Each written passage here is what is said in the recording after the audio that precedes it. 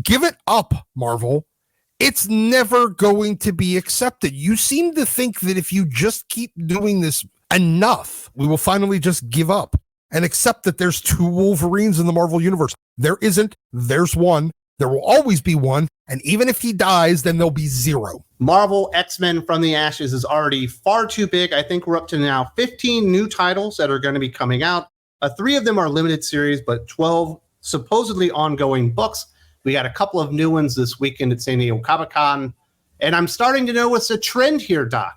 Strong women written by incompetent women that don't deserve to have a job, and also they're still obsessed with Krakoa. That's the trend I've noticed. You and I noticed something very, very similar. So there's going to be 7 solo titles. Wolverine obviously being the one male character, and the other 6 are all female heroes. It seems like maybe there just might be a little bit of an agenda in this one. I don't think that's coincidence. I'm waiting for the Jubilee solo book.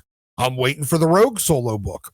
I'm waiting for the Betsy Braddock 45th attempt solo book, but they would have to bring back Tinny for that because I think she owns that character now. These people are absolutely fucking obsessed with finding a female Wolverine title that is self-sustaining and that can run for years at a time. The problem is that character doesn't exist in the Marvel Universe. Well, they're not going to stop trying. We've got Psylocke and X-23 coming out. Let's talk about Psylocke first. Everyone's favorite psychic ninja will slash herself on a new path in her own ongoing title launching later this year. As announced at Marvel's X-Men From the Ashes panel at Comic-Con International San Diego, written by Alyssa Wong, the new Psylocke comic will take ninja assassin Quanon into missions too deadly and dangerous for her fellow mutants in the current X-Men Core ongoing title.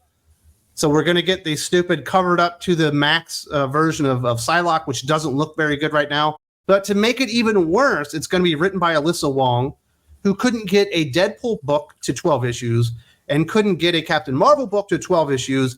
Everything that she creates gets canceled early, and there's no way this thing makes it past 8. Of course they're going to give it to Alyssa Wong because Quanon's Asian. That's what Alyssa Wong's job is to come in and be the token Asian woman, the same way Greg Pak is the token Asian man. Because whenever this book fails, they're just going to give her a Jubilee book because Jubilee's Asian. She has never sold anything in her entire career, yet she continues to get work. And she comes to every book essentially with an agenda.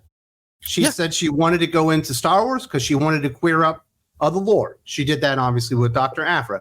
She went into Deadpool with an agenda. They called it the most queer version of Deadpool anyone's ever seen. She went into Captain Marvel. Captain Marvel's not gay, so she introduced Yuna Yang, which is basically her, and she's a lesbian. Every book that she does comes in with a queer agenda, and that certainly will be a major part of Psylocke. Don't know that she'll turn Psylocke gay, but it's certainly a major possibility. I'd say there's probably a 92% chance that she turns Psylocke gay because that's what Alyssa Wong does. The problem is Quanon's a bit of a blank slate. She's had no problem whatsoever doing this to established characters. There is a 0% chance that she is going to have any problem doing it with a mostly blank slate character. We do have a few more details on this. Psylocke will go up against ninjas of the hand who trained her to be an assassin and a new villain known as the Taxonomist, but she won't be alone. She'll have her paramour, the mutant tracker known as Greycoat, by her side. She was made for violence, trained to be an assassin since birth. Quanon chose to be an X-Man, but there are still some jobs too dirty for the X-Men, and some paths have to be walked alone. When the mission is brutal, Psylocke unsheaths her blades to punish those who prey on mutants. Exploding out of the pages of X-Men joins Psylocke into the underbelly of the Marvel Universe, carving out her own place in the world that would rather see her under control. I thought she was going it alone. It sounds like she's going to have Scalp Hunter with her. So that doesn't make a whole lot of sense. I don't know. She was made for violence. Is that a good tagline for Psylocke? I think it works. It's better than she was made for the streets. Yeah. I guess. I mean, look, Psylocke fighting a bunch of ninjas and running around trying to protect mutants. The first half of that sounds really actually very on brand for Psylocke. The second half of it, where she gives two shits about saving mutants, she wants to do good in the world, not necessarily just for mutants. And she's never really had a very, very pro-mutant. Look, I don't hate the overall concept behind this. I just know it's not going to hit. What are the chances that the Taxonomist is like a middle-aged straight white dude that's rich and is oppressing people. 100? It's 100. It's 170% certain. If you don't know what taxonomy is, it's essentially compliance. So she's fighting a compliance officer. It seems really dumb. It seems really boring. The name of the villain by itself is really bland and forgettable. I mean, it's not even going to be like Patrick Bateman type character. It's just going to be some mid-level bureaucrat type character. That's going to be her biggest problem. Already, you're not giving me any reason to give a shit about the character itself. The mission is not really anything that Quanon cares about. If they would have just focused on the Psylocke fighting ninjas thing, I mean, I guess that could be cool, but even that runs out of steam after about 4 or 5 issues. We've also got another character that's going to be heavily featured in a new solo book. Laura Kinney, aka X-23, just made her big cinematic return in Deadpool and Wolverine, and now she's taking the spotlight in her own ongoing comic series. As announced at the Women of Marvel panel at Comic-Con International San Diego, the new series titled Laura Kinney Wolverine will be written by Erica Schultz, who previously wrote X-23 Deadly Genesis Limited Series. Erica Schultz is somebody that I, generally speaking, try to avoid because she's just not very good. And I guess it's a good thing because people tend to avoid X-23 solo books as it is. Look, they're still back on there. We need to make Laura Kinney into Wolverine. She needs to be Wolverine. She's Wolverine. Give it up, Marvel. It's never going to be accepted. You seem to think that if you just keep doing this enough, we will finally just give up and accept that there's 2 Wolverines in the Marvel Universe. There isn't. There's one. There will always be one. And even if he dies, then there'll be 0. You can't Spider-Man him up. You can't Hulk him up. You can't Captain America him up. And you damn sure can't Flash him up. There is one Wolverine. He is the goddamn Bret Hart of the Marvel Universe, the best there is, the best there was, and the best there ever will be, and nobody can take his fucking place.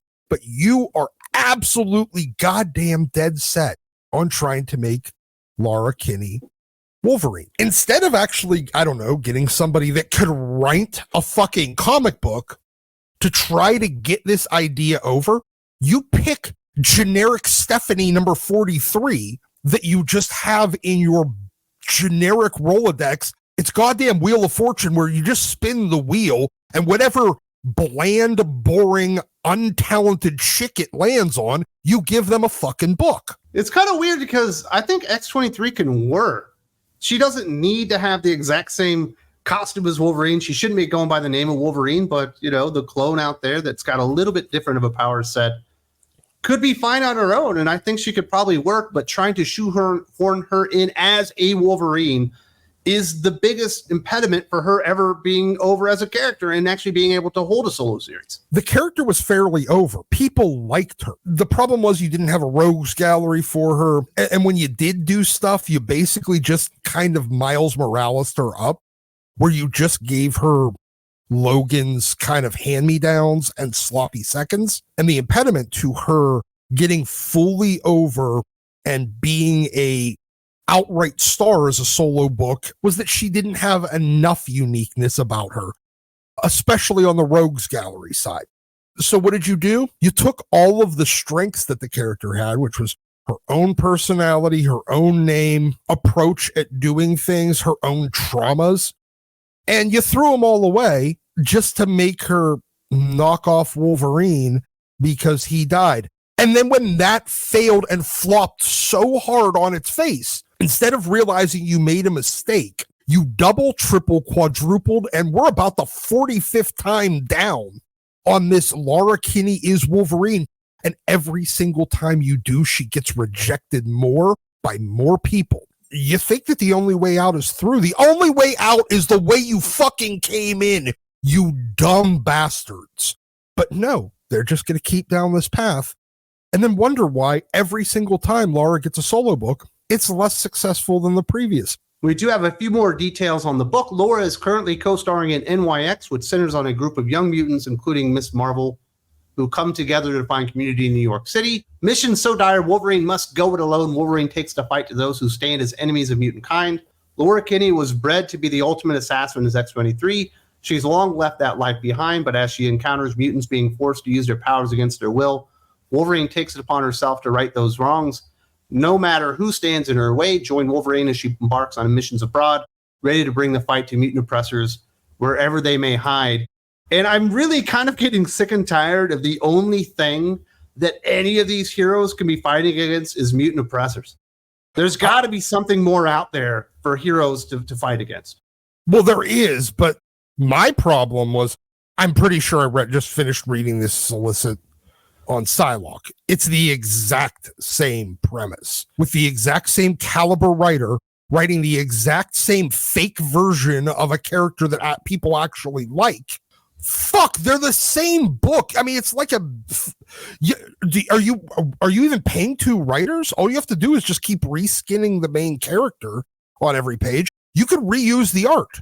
Just slap a filter over it so that one of them is Psylocke, the other one is Wolverine. They're the same fucking book. Oppressors.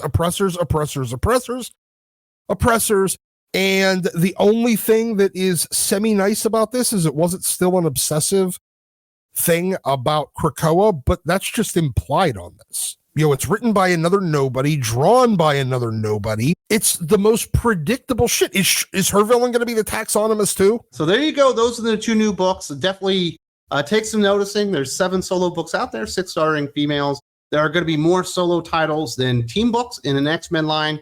I do not think that works whatsoever. But this X-Men from the Ashes stuff isn't starting out very well, although I will admit X-Force #1 might have been the best debut thus far. Not exactly something I would recommend, but it wasn't terrible. The Marcus Toe art was good. But they need to stop announcing new series and actually make something work and get a hit first.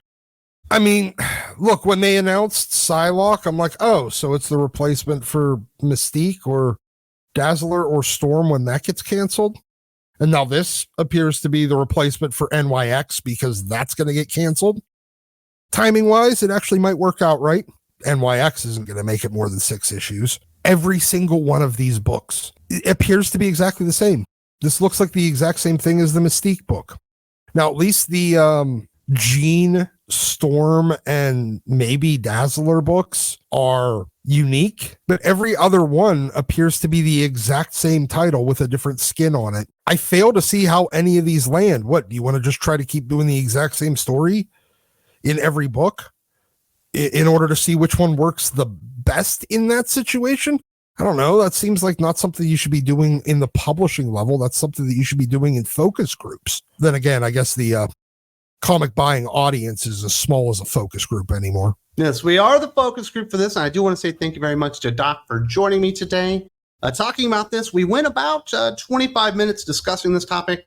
It's been edited down here for YouTube, but if you would like the full unfiltered audio of this, as well as our review of ASM number 54 this week, and you like what we're doing here on Think Critical YouTube, you'd like to support us, you go over to Patreon, you find the Dok is Right tier, there's a link in the video description, and you get that, as well as a bunch more other stuff to add on there. Lots of great value to be had on Think Critical Patreon. Hope to see you there very soon.